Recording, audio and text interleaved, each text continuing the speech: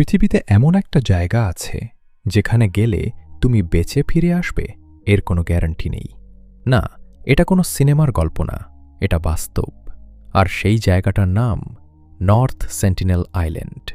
ভাবো, ২০২৬ সালে দাঁড়িয়ে যেখানে মানুষ চাঁদে গেছে, মঙ্গল গ্রহে রোবট পাঠিয়েছে, সেখানে এখনও এমন একটা দ্বীপ আছে যেখানে সময় যেন থেমে আছে হাজার বছর আগে।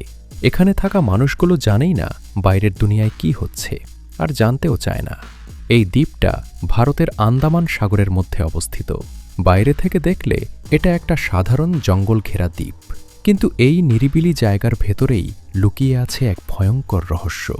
এখানে বাস করে সেন্টিনেলিজ নামের এক আদিম জনগোষ্ঠী। তারা পৃথিবীর সবচেয়ে বিচ্ছিন্ন মানুষদের মধ্যে অন্যতম।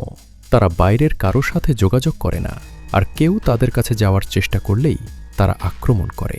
তাদের হাতে থাকে তীর, ধনুক, কিন্তু সেই সাধারণ অস্ত্রই হয়ে ওঠে মৃত্যুর কারণ। বছরের পর বছর ধরে অনেকেই চেষ্টা করেছে এই দ্বীপের মানুষের সাথে যোগাযোগ করার। কেউ গবেষক, কেউ অভিযাত্রী, কেউ বা কৌতূহলী, কিন্তু প্রায় সবাই একই জিনিসের মুখোমুখি হয়েছে: ভয়ঙ্কর প্রতিরোধ।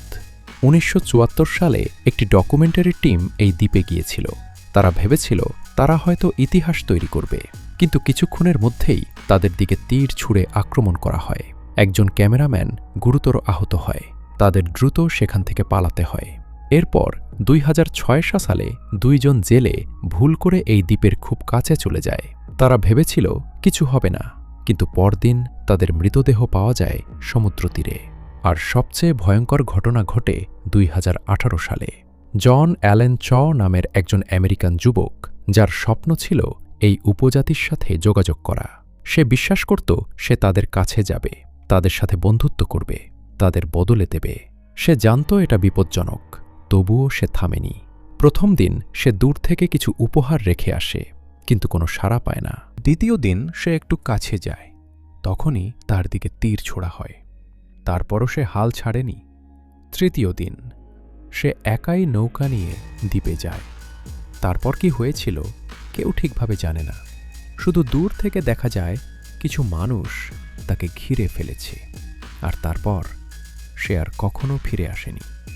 এই ঘটনার পর পুরো বিশ্ব আবার চমকে ওঠে।